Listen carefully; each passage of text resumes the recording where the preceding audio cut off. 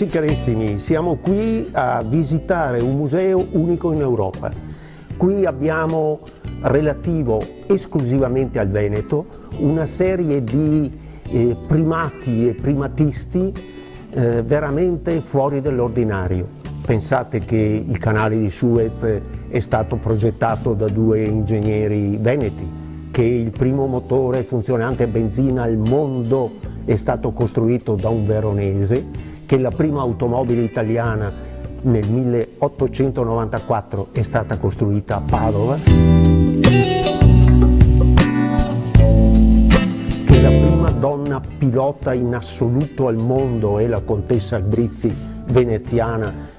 Ma proseguiamo ancora col primo dirigibile italiano del 1905, con il primo aeroporto d'Italia che è stato costruito a sud di Padova nel 1909, l'Aeroclub d'Italia che viene fondato a Padova l'anno dopo, e così via, una infinità di record che poche altre regioni possono vantare.